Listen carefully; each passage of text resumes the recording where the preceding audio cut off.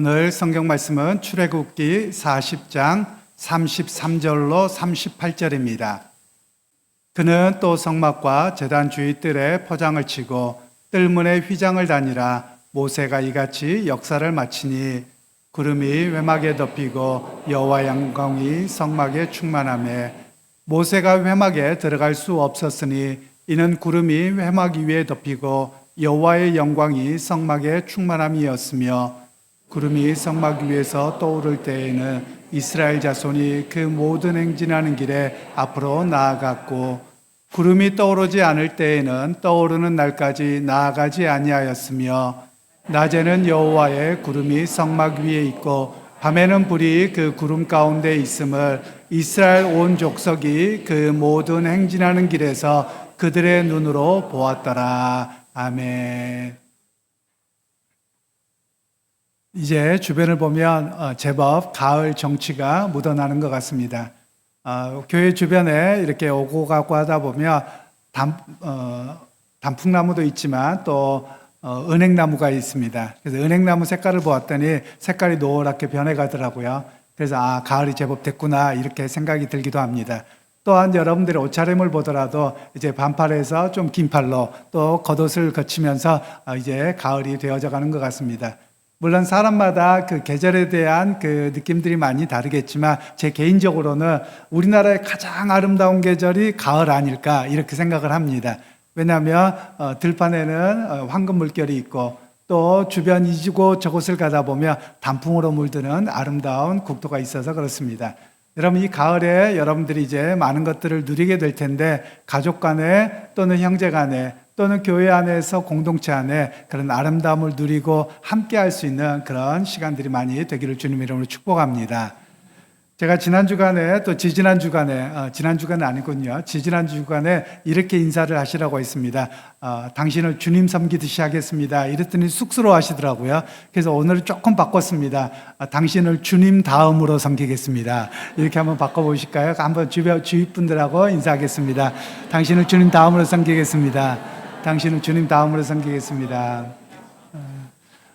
그렇습니다. 여러분 주위 분들을 주님 다음으로 서로 섬겨서 또 의지하고 또 헌신하고 그런 아름다운 모습으로 만들어가는 우리 모두가 되시기를 주님의 이름으로 축원합니다. 제가 이렇게 자꾸만 이렇게 인사를 시키고 섬기게 하는 이유가 있습니다. 우리는 기본적으로 자기중심적입니다. 그래서 다른 사람이 나와 다르면 불편해합니다. 왜 저렇게 행동하지? 왜 저렇게 말하지? 왜 저런 모습이지? 이렇게 자꾸 불편해지거든요. 그런데 이 관점을 바꾸면 됩니다. 내가 당신을 주님 다음으로 섬기겠습니다 라는 섬김의 관점을 가지며 그 사람이 불편함이 아무렇지도 않습니다. 내가 섬겨야 할 대상으로 보고 내가 어떻게 맞춰야 될까 이런 모습으로 보기 때문에 그렇습니다. 여러분 서로가 그렇습니다. 서로가 서로를 바라볼 때 어떻게 섬길까, 어떻게 봉사할까 이런 모습이어야 됩니다. 여러분 다 아시잖아요. 60평생, 70평생 사람이 바뀌던가요? 잘 안 바뀌어요. 말하는 것, 성품 잘 안 바뀌거든요.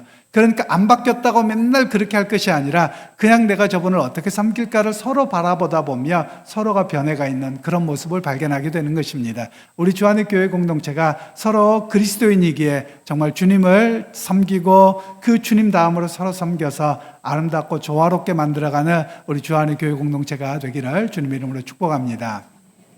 이제 주일학교 학생들에게 말씀을 전하겠는데요. 오늘은 출애굽기의 마지막이에요. 제일 성경 중에서 제일 첫 번째가 창세기고 두 번째가 출애굽기거든요.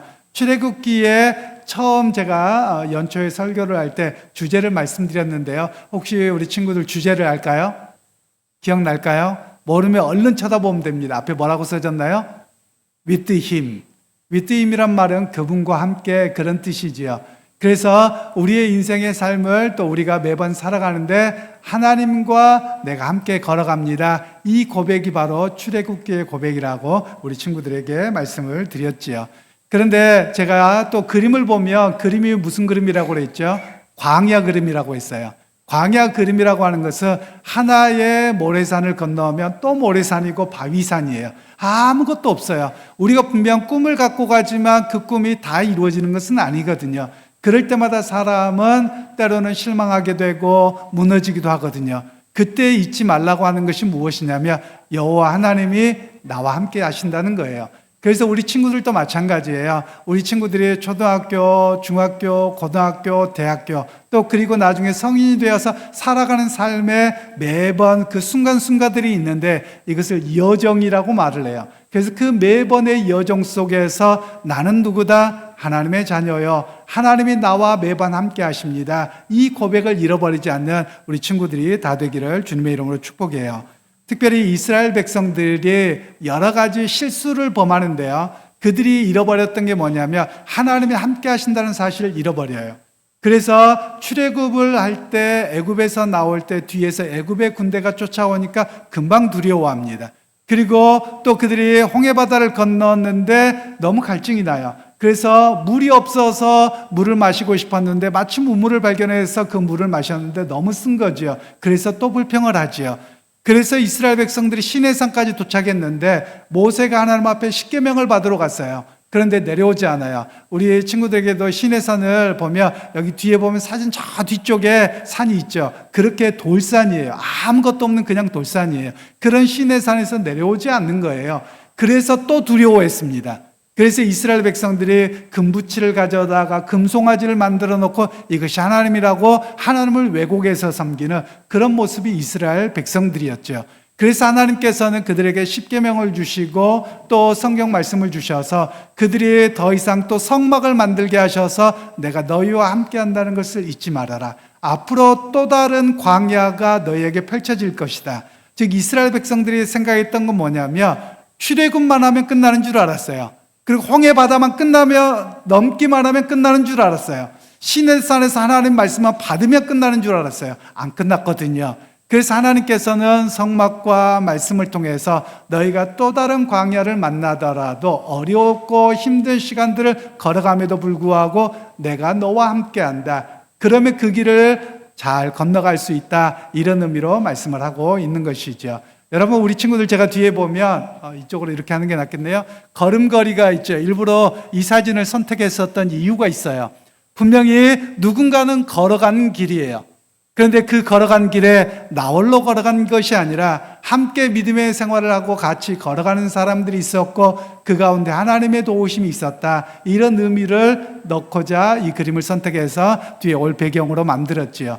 우리 친구들에게도 그렇게 하기를 주님의 이름으로 축복해요. 항상 잊지 않기를 하나님이 나와 함께 하신다. 내가 어떤 길을 갈 때도 그 하나님이 나와 함께 하시기에 내가 결코 쓰러지지 않을 거야. 넘어지지 않을 거야. 또 넘어지더라도 어떻게처럼 주님이 함께 하심을 의지하고 일어날 거야. 이런 고백이 우리 친구들의 고백이 되기를 주님의 이름으로 축복합니다. 이제 우리 어른들에게 말씀을 드리겠습니다.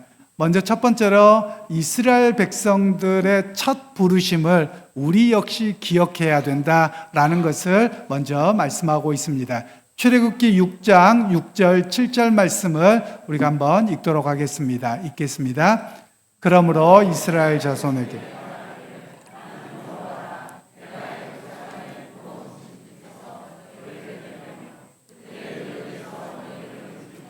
편팔과 여러 큰 심판들로서 너희를 속량하여 너희를 내 백성으로 삼고 나는 너희의 하나님이 되리니 나는 애굽 사람의 무거운 짐 밑에서 너희를 빼낸 너희의 하나님 여호와인 줄 너희가 알지라. 아멘. 방금 읽은 본문을 연초에 설교를 하면서 2025년 표어를 with him, 그분과 함께 라는 주제로 잡았습니다. 누구든지 인생에 젊었을 때는 꿈을 꿉니다. 나는 이런 사람이 될 거야. 이런 인생을 만들어 갈 거야 라고 꿈을 꿉니다. 그런데 여기 앉아 계신 분들은 연령대가 다양하겠습니다만 아직 여전히 꿈을 갖고 계시는 분들도 있고 이제 그 살아온 환경을 뒤돌아보는 그런 연배들도 계실 겁니다. 여러분들의 그 인생의 뒤안길을 되돌아보면서 여러분의 인생은 어떤 길이었습니까? 여러분이 대체적으로 그 인생의 여정에 기쁨도 있고 즐거움도 있었지만 때로는 그 힘든 여정들을 살아오면서 정말 힘들었다 하시는 분들이 어르신들에게는 많이 있을 것 같습니다. 마치 아버지들을 생각해 보면 이렇습니다. 과거에 우리 한국 사회에서는 아버지에게는 지워지는 어깨의 짐이 있습니다. 내 아내와 자녀들을 굶기지 않아야 되겠다. 그래서 오로지 일만 하는 아버지의 모습이 우리 한국 사회에 있었습니다. 그래서 자녀된 우리의 입장에서 보면 아버지는 사랑을 베풀 줄도 모르고 내가 바쁘고 힘들 때 내 옆에 계시지 않았어요? 라고 할지 모르겠습니다. 그런데 아버지에게 지워진 그 무거움은, 인생의 무거움, 삶의 무거움, 그것을 이끌어가기 위해서는 험난하게 매일같이 살아가야 되는 인생이었을 것입니다. 또 어머니들의 인생을 보면 여성들에 대한 인권이 제대로 존중되지 않았을 시기, 특별히 여성들 중에 남편이 병원에 들었거나 또는 남편이 먼저 세상을 떠났거나 이런 경우에 여성에 대한 차별이 있는 시기에 어떻게든지 자식 새끼들 굶기지 않고 살려고 몸바쳐 살아왔던 인생이 어머니들의 인생이었을 겁니다. 그 인생의 구비구비를 되돌아보면 얼마나 험난했는지, 얼마나 힘들었는지, 그래도 오늘 이렇게 살아왔구나 라는 고백이 우리의 고백이 되어질 것입니다. 우리 청년들도 마찬가지입니다. 젊은 세대들도 각자의 삶을 살아가다 보면 꿈을 꾸고 살아왔는데 생각보다 꿈대로 이루어지지 않습니다. 제가 우스갯소리로 여성분들에게 이야기를 합니다만 결혼할 때 되면 백마탄 왕자 만나려고 하는데 백마탄 왕자는커녕 그보다 훨씬 못한 사람을 만나고 그냥 살아온 게 우리의 인생이었습니다.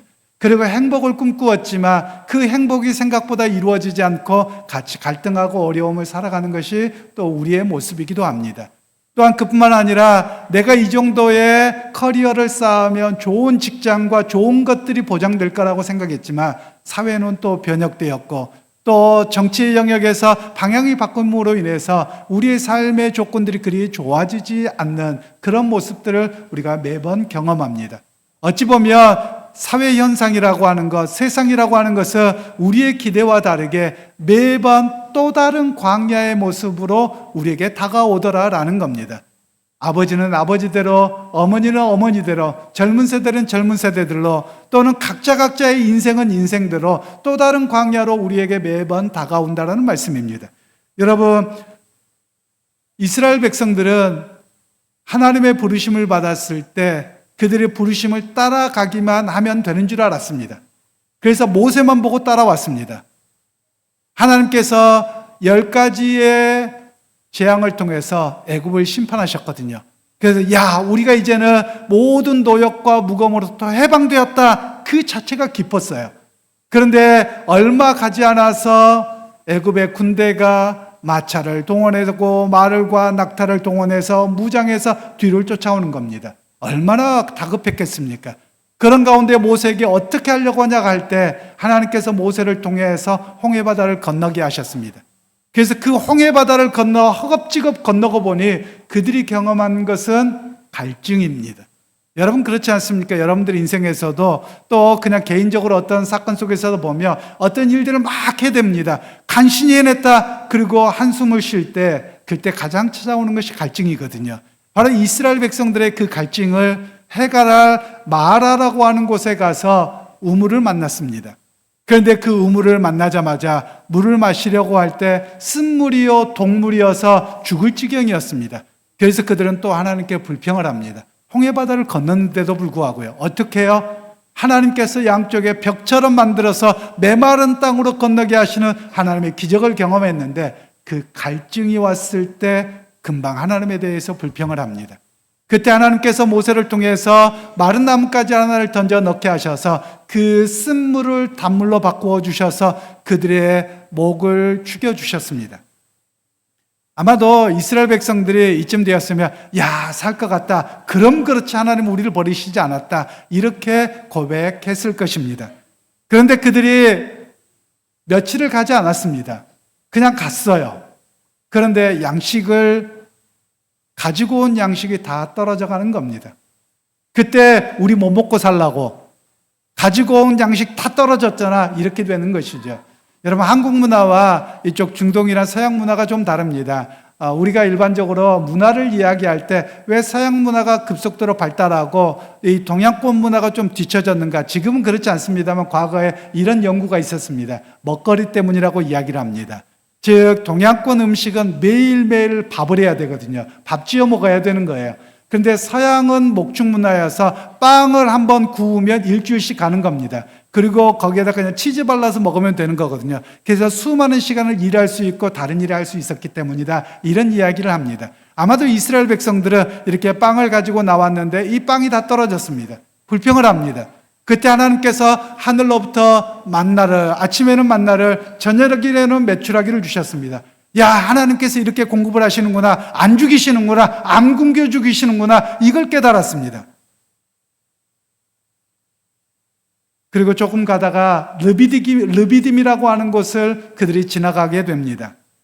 그런데 그들이 조금 전에 있었던 마라에서 물을 가지고 나왔습니다. 그런데 그 물이 다 떨어진 거예요. 그래서 또 불평불만을 합니다. 그때 하나님께서 모세에게 바위를 쳐서 물이 나오게 하셨습니다. 그래서 그곳을 무리바 우물 또는 시험의 우물이라고 해서 또 그들의 문제를 해결해 주셨습니다. 이때 이스라엘 백성들이 조금 안도를 했겠죠. 그런데 곧바로 또 다른 위험을 만납니다. 아말렉이라고는 이방 민족이 쳐들어와서 저 끝에 있는 사람들을 죽이기 시작하는 겁니다. 거기에서 이스라엘 백성들은 또 두려워하고, 하나님, 내 문제 먹고 사는 거 물 해결은 해주셨는데 적들은 어떻게 하라고요? 이런 마음으로 허겁지겁합니다. 그때 하나님께서 여호수아와 갈렙과 군대들을 내보내게 하셨고, 그리고 모세는 높은 산에서 손을 올고 기도를 합니다. 그때 하나님께서 그들에게 승리를 경험하게 하셨습니다. 즉, 하나님은 어떤 분이십니까? 내가 정말 나를 누군가가 뒤쫓아오고 누군가 내 삶을 다 갉아먹을 것 같은 그런 전쟁의 상황에서도 나는 너를 지킨다 하나님, 그 또 확신을, 그 경험을 갖게 하셨습니다. 이렇게 인생의 광야의 여정을 걸어가며 문제가 다 해결된 줄 알았어요. 외적인 문제, 먹고 사는 문제가 해결되면 괜찮은 줄 알았어요. 그런데 내부적인 갈등이 생깁니다. 서로 다르다고 싸우기 시작하는 거예요. 서로 송사를 하기 시작하는 겁니다. 모세는 그래서 하루 종일 사람들의 문제를 듣고 해결해 주느라고 어려움을 겪습니다. 그런 가운데 그의 장인인 아론이 와서 10부장, 50부장, 100부장, 1000부장으로 나누어서 그 작은 문제부터 큰 문제까지를 해결하게 하는 그런 역사를 또한 경험하게 되었습니다. 그렇게 하다가 걷다 보니 시내산에 도착을 했습니다. 시내산에 도착을 했으며, 모세를 만나 주셨던 하나님이 이 자리에 계셔서 우리 문제가 다 해결되겠구나라고 생각을 했습니다. 또한 하나님께서 모세를 불러서 올라오라고 하셨거든요. 그러니까 다 됐다. 그런데 40일이 지나도록 모세가 내려오지 않습니다. 그래서 그들은 그 두려움과 그 불안함 속에서 금붙이를 떼어나다가 금송아지를 만들었습니다. 그리고 그것이 우리를 인도해낸 하나님이라고 하나님을 왜곡하는 그 자리에까지 나아가게 되었습니다. 시내산에 도착하는 그 과정까지 이스라엘 백성들의 여정이 어떠합니까? 하나의 광야를 지나고 또는 하나의 그 모래 언덕을 지나고 나면 또 다른 모래 언덕을 만납니다. 그런데 그것을 믿음으로 헤쳐나가는 것이 아니라 그 자리에서 또 넘어졌습니다. 인생의 매번 또 다른 광야가 우리 앞에 있을 것입니다. 이스라엘 백성들에게만 또 다른 광야가 있는 것이 아니라 시내산에 도착하는 것이 인생의 끝점이 아니라 사실은 시내산부터 출발하는 것이거든요. 여러분, 오늘 우리에게도 마찬가지입니다. 여러분의 믿음 생활을 했다고 그치는 것이 아니라 믿음 생활을 시작하는 그 시작점부터 새로운 시작입니다. 어떤 새로운 시작입니까? 주님과 함께하는 새로운 시작이요. 그리고 주님과 함께 그 또 다른 광야를 만나더라도 그 광야를 건너가는 시간이 바로 우리의 믿음의 현장이라고 말하는 것입니다. 믿음의 형제 여러분, 여러분 광야의 또 다른 언덕을 보시겠습니까? 아니면 그 또 다른 광야를 인도하시는 그 하나님을 보시겠습니까? 두 번째로, 하나님께서는 이스라엘 백성들에게 성막을 지으라고 하시는 이유가 있었습니다. 이스라엘 백성들로 하여금 한 가지를 잊지 말라는 거예요. 너희의 본분을 잊지 말라는 겁니다. 너희의 본분이 무엇입니까? 하나님을 예배하고 의지하는 것이 최우선이어야 된다라는 것을 이야기합니다. 여러분의 인생에서 최우선이 무엇입니까? 많은 사람들이 그렇게 이야기를 하는 거예요. 먹고 사는 것이 중요한겨, 이러실 거예요. 먹고 사는 것보다 더 중요한 게 뭐가 있느냐? 하나님은 아니라는 거예요. 우리가 보면 먹고 사는 게 제일 중요할 것 같습니다. 당장 자식들을 굶기지 않고 교육을 시키는 게 제일 중요한 거라고 여겨지는 거예요.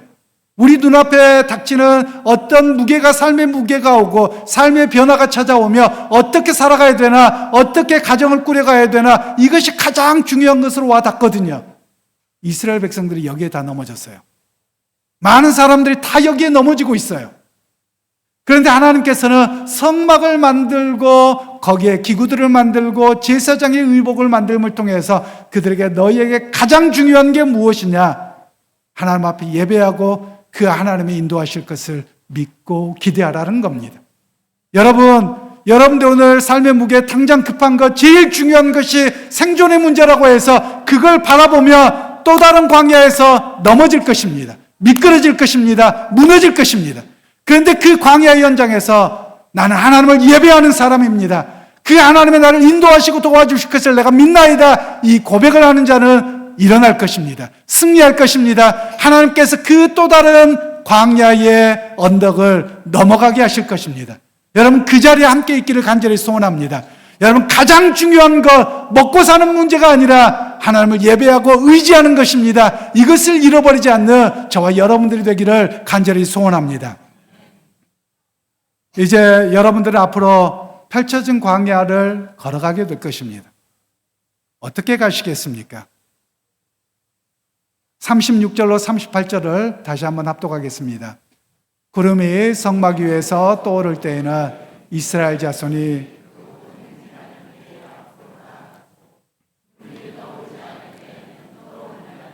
나아가지 아니하였으며 낮에는 여호와의 구름이 성막 위에 있고 밤에는 불이 그 구름 가운데 있음을 이스라엘의 온 족속이 그 모든 행진하는 길에서 그들의 눈으로 보았더라. 아멘.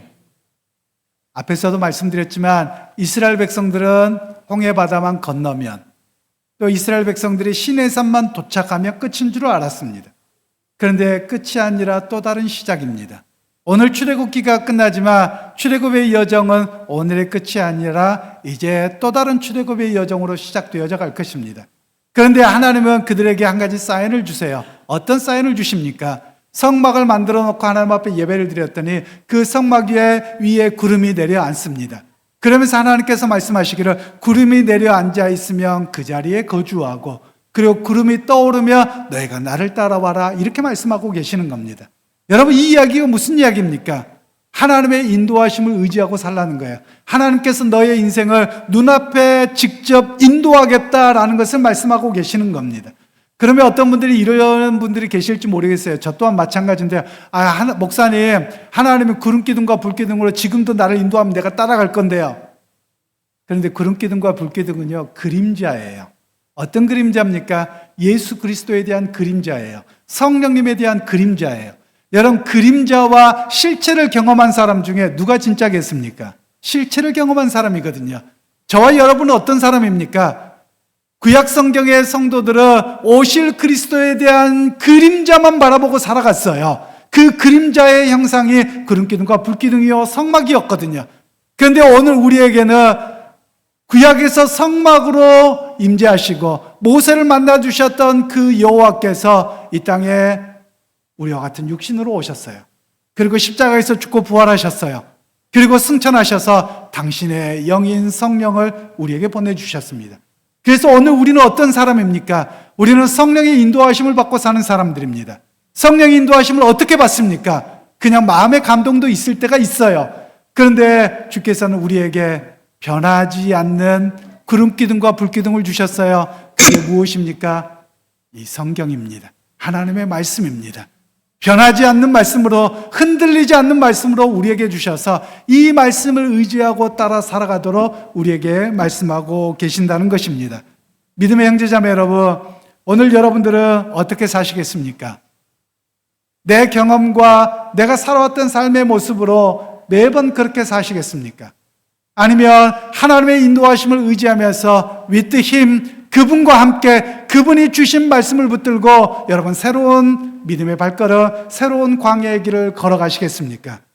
믿음의 형제자 여러분, 내가 그 광야의 길을 걸어가기 싫다고 하더라도 저나 여러분은 광야길에서 행진하는 가운데 서 있습니다. 그 행진하는 인생의 여정을 행진한 그 가운데 여러분은 어떻게 하시겠습니까? 매번 두려워하시겠습니까? 매번 뒤를 돌아보시겠습니까? 매번 어려운 일을 만날 때마다 불평하시겠습니까? 그 어려움 속에 어찌할 바 몰라 두려움 속에 사시겠습니까? 저는 오늘 여러분들을 이 믿음의 자리에 초대합니다.